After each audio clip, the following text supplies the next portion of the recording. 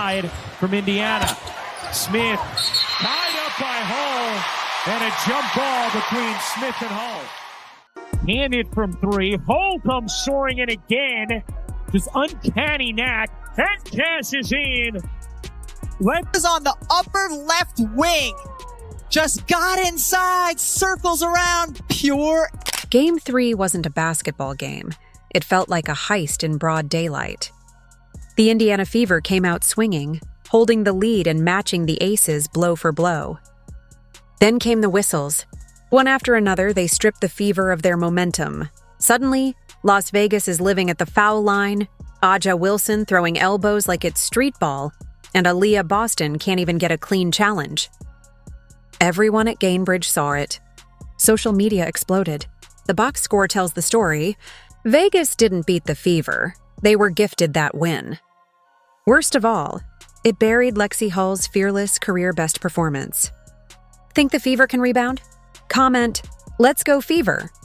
Aja Wilson sets a screen where she extends her leg out, but of course they call the foul on Lexi Hull for Aja Wilson's illegal screen. Then Aja Wilson and Alyssa Smith totally foul Michaela Timpson, but there is no call. Could have took a 1-point lead going into half. Now we're up by 3 and they call a foul that isn't a foul.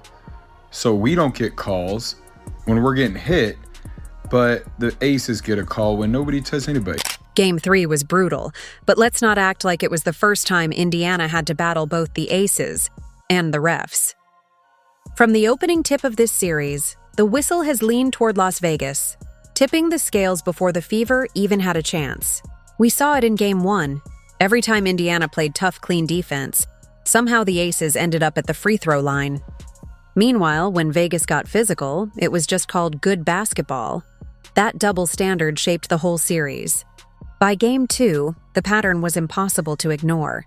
The imbalance in calls grew louder, and the edge tilted further in Vegas's favor. Steph, why don't you think you were able to find any flow, and when that was the case, what are you trying to do to jumpstart things, maybe on the defense? Well, it's hard for us to find flow when there's a foul call every 10 seconds. I mean, it just really is. And when they're at the free throw line, we can't get up and down the floor. And that's a challenge.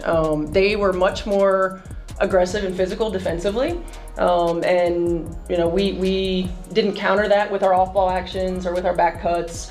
So they took us out of our comfort zone. I mean, offense is about rhythm, it's about timing, it's about spacing. We allowed them to do that, and they kept us from doing it. In Game 2, the whistles came so often they felt endless, chipping away at Indiana's rhythm quarter after quarter.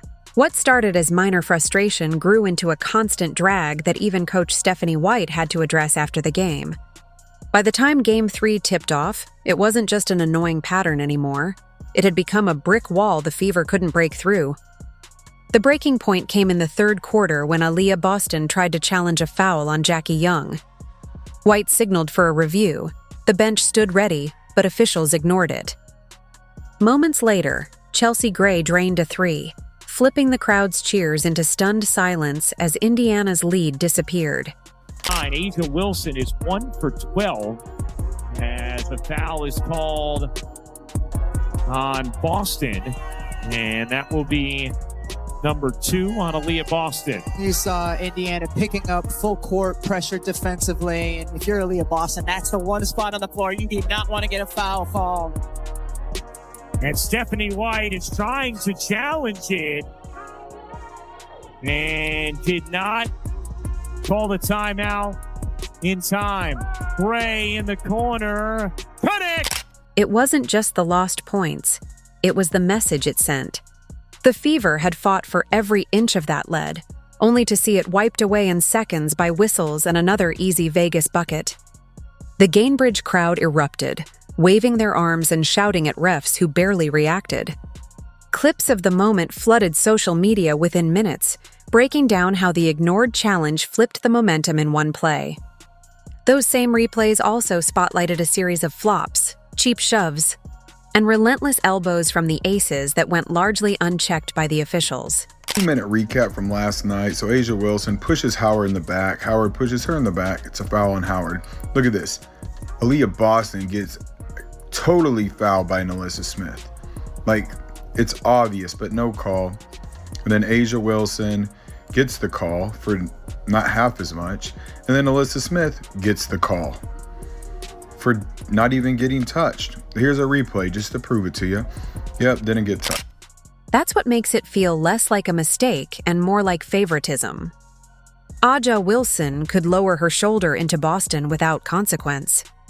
Fever players got knocked to the floor with no call, while Vegas defenders waved their arms, and somehow that counted as good defense. Every bump from Indiana was treated like a major offense.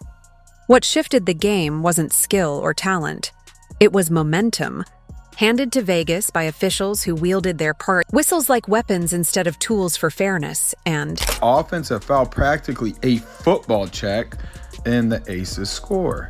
So now the Aces cut it to 2, and then A'ja Wilson sets an illegal screen, and they tied things up. And then Lexi Hull gets called for a foul for doing nothing when they just had 2 illegal screens they didn't call. All right, so this is fair. Same thing happens on the other side, but they don't call a foul for Kelsey Mitchell. So Leah Boston gets called for this foul for getting her arm grabbed, but Stephanie White can't challenge. They won't let her. That's the second time this game they didn't let her have her challenge. And then A'ja Wilson starts acting like a big baby. While that kind of officiating meltdown could have shattered the morale of a lesser squad, one Fever player refused to let the story end there, because Lexi Hull wasn't about to let whistles define the night. How often do you see a player who many assumed wouldn't even suit up nearly swing the entire momentum of a playoff series? That's why Hull became the true headline of Game 3. She wasn't even expected to play. After re-aggravating a back injury in the opener, she entered Friday's matchup listed as questionable. Her practice time was limited, her movements stiff during warm-ups, and expectations were low. Yet instead of just soaking up a few spare minutes to spell teammates, Hull transformed her night into a gritty, career-defining performance that Fever fans will remember long after this series is history. Boston has the mismatch on Lloyd. Help comes. Kick out. Hull will fire. And hit from 3. Last 2 positions inside from Indiana. Smith tied up by Hull. And a jump ball between Smith and Hull. She fought through visible pain, yet delivered the kind of stat line you'd expect from a fully healthy star. 16 points, 10 boards, 4 assists, 2 blocks, and a steal, all while shooting an efficient 6 for 10 from the floor. 3 of those buckets came from deep, each one a timely lifeline whenever Vegas threatened to steal momentum. Those threes were historic too, tying her with the franchise record for most playoff triples across 2 games, 8 total, a feat no one foresaw from a player coming off a questionable injury status. Her 16 points marked a new postseason career high, but it wasn't just the box score that impressed. Hull's impact came from sheer grit, chasing every loose ball, throwing herself into scrappy rebounds, doing all the tough things most injured players shy away from. On the left side of the floor, just to clear out, letting Jackie Young go to work. Jackie Young with 17 points. Boston to the corner. Hull, catch, fire, and hit. Correct call. Evans dishes.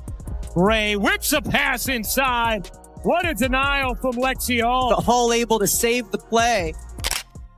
There were stretches when the cameras caught her face tightened in pain, yet she kept battling. Hull boxed out bigger frontline players, chased down rebounds that should have belonged to taller aces, and even dove onto the hardwood to keep possessions alive. Somehow, after hitting the floor, she'd still gather herself and sink crucial shots. Each hustle play felt like a jolt of energy for the Fever whenever the officiating tried to sap their momentum. Even as Vegas piled up points at the free throw line, Hull's relentless effort kept Indiana in the fight. That's why the crowd rallied around her. They saw a player sacrificing her body because her team desperately needed it. Back to Hull, wide open 3 is good. The floor that she wants, doesn't it? It does. Mitchell, connect. Here's Mitchell. Mitchell, one more. You bet. That's what made the whole night feel so unfair. While Lexi Hull delivered the best playoff performance of her career, the spotlight was stolen by the controversy surrounding the officiating. Her grit and heart deserved center stage, but instead her story was buried beneath endless debates about blown calls. In many ways, Hull embodies the identity of this Fever team, often overlooked, constantly tested but unwilling to fold no matter the challenge. And then there was the other headline, Aja Wilson's shocking struggles. Imagine being the league's marquee name, an MVP frontrunner, yet spending nearly 3/4 unable to buy a basket. Wilson's night started with a confident three-pointer that hinted at dominance, but the spark fizzled fast. By halftime, she was an astonishing 1 for 11 from the floor. She eventually closed at 6 for 20, finishing with just 13 points on 20 attempts, numbers that would be disappointing for any starter, let alone one of the WNBA's biggest stars. Instead of owning the paint and setting the physical tone as usual, Wilson drifted to the perimeter, forcing tough fadeaways and appearing rattled as Aaliyah Boston's relentless defense pushed her out of rhythm again and again. And here we go. She gets a foul call with a 3-point game for, I don't know why they called that foul, but it's the third quarter and they want them to win. So here we go. Ace is up by 3. They call another foul for Aja Wilson that isn't a foul. All right, so then they call another foul on the Fever that isn't a foul. And then to end the game after it's out of control because the Fever had a 6-point lead, but they kept calling fouls, another foul for Aja Wilson that's not a foul. Ball don't lie, Aja. You missed 11 shots in a row during this game. Even with Wilson struggling all night, Las Vegas still managed to leave with the win, and that's what frustrates Fever fans the most. The Aces didn't need their MVP to dominate because everything else seemed to tilt in their favor. Whether it was the officiating breaks or timely contributions from the supporting cast, Vegas kept finding answers whenever Indiana threatened. Jackie Young led the charge with 25 points, draining momentum-swinging shots that halted every Fever run. Chelsea Gray chipped in a calm, efficient 15, sinking jumpers and crafty layups whenever their offense stalled. Even Nneka Smith, who's been up and down this season, delivered key plays on both ends that piled up at critical moments. While their biggest star clanked shot after shot, the rest of the roster stitched together enough production to take advantage of the whistles and regain control. Adding to the frustration was the way the game was covered.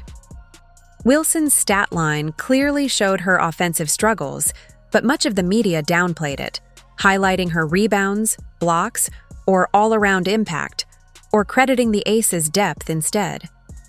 What got buried in the headlines was the real reason behind her inefficiency: Aaliyah Boston's relentless defense. Boston shadowed Wilson possession after possession, cutting off her space, contesting everything, and forcing her into awkward, low-percentage looks. When an MVP goes 6 for 20 and shoots barely 30%, that's not just an off night. That's elite defense that deserved far more recognition than it got. 2 as well. Here's Hull. Working behind Boston. Boston was open. Great fake, and Boston lays it in. At the same time, Wilson still left her mark on the game, just not in ways that deserved applause. She threw elbows in traffic, undercut players during box outs, and swung her arms recklessly into Fever bodies without drawing many whistles. Somehow the Aces still benefited. After the game, Coach Becky Hammon even argued that Wilson was the one taking the hits, pointing to her lone free throw in 38 minutes. The irony writes itself. This is the same Vegas team that's practically lived at the foul line the entire series. Complaining about calls while enjoying that advantage feels more than a little hollow. Got hit a lot tonight. To shoot one free throw in 38 minutes, I know they told me not to say anything, but I can't. The reality is that Indiana did everything right against Aja Wilson. They forced her into tough looks, kept her out of rhythm, and still came up short because the whistles tilted the balance. That's what makes the Aces' win feel hollow. Instead of their MVP dominating, it was the officials' calls and timely help from teammates that kept Vegas afloat. That's not a signature triumph, it's a lifeline. Now, all attention shifts to Gainbridge Fieldhouse, where the Fever get one last chance to rewrite the story. Down 2-1, bruised by injuries and battling more than just the opponent, Indiana faces a must-win on Sunday, a night that will decide whether their season ends or their fight continues. Sims, hoist, short. Look at Hull coming screaming in for the rebound. Boston trying to body Wilson and does. Sims back to Boston, going back to work and dropping it in. An aggressive and effective Aaliyah Boston. Becky Hammond wasted no time planting the narrative before tip-off, warning about the Fever's physical style and hinting that the whistles might finally swing toward the home team. The irony is hard to miss. After 3 straight games where the calls heavily favored Las Vegas, the coach of the defending champs is suddenly bracing for fairness as if it's an unfair advantage. That shows just how accustomed the Aces have grown to favorable whistles and how uneasy they feel heading into Gainbridge, because Gainbridge won't be a friendly place. More than 17,000 Fever fans are expected to fill the arena, ready to roar at every stop, every Boston bucket, every Hull three-pointer. That's not just home court noise. It's an avalanche of energy, the kind that rattles even seasoned veterans. Hammond herself admitted that Vegas hasn't loved playing in Indy this year. For Indiana, that crowd isn't just support, it's their biggest weapon. If they can feed off that storm, they might finally force the Aces to prove they can win without the benefit of a friendly whistle. Here's Boston, back to Hull. Sets herself up. Mitchell is free, laying it in. Been a while since Mitchell has gotten a shot attempt. Mitchell will get one here. That's it. Here's Indiana doesn't need to reinvent the wheel. Everyone knows the formula. Run the floor early. Feed Aaliyah Boston inside and make Aja Wilson defend straight up without constant trips to the free throw line. Get Kelsey Mitchell into rhythm right away, because her shot making is the difference between simply keeping pace and actually controlling momentum. And Lexi Hull playing through pain can't just be a one-night spark. Her grit last game gave the Fever life, and duplicating that effort could lift both the scoreboard and the team's energy. Vegas, for all its reputation, isn't flawless. Wilson's confidence looks rattled after Boston bottled her up. Jackie Young has been forced to carry too much weight. Their bench, solid at home, hasn't faced 17,000 screaming fans at Gainbridge with the season on the line. That's the crack Indiana must attack. Game 4 is bigger than survival. It's a statement opportunity. Steal this one, and Indiana not only extends the series, they plant the seed of what's to come next year when Caitlin Clark rejoins a stronger, battle-tested core.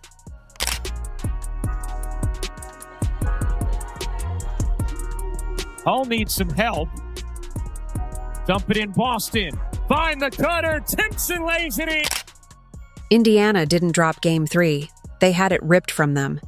The Fever built a cushion, clamped down defensively, and then watched a string of whistles hand Vegas free points.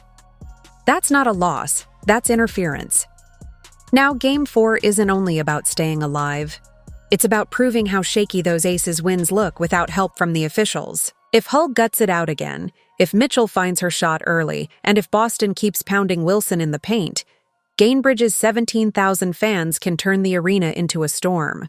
The Fever's run isn't done, it's about to get even louder.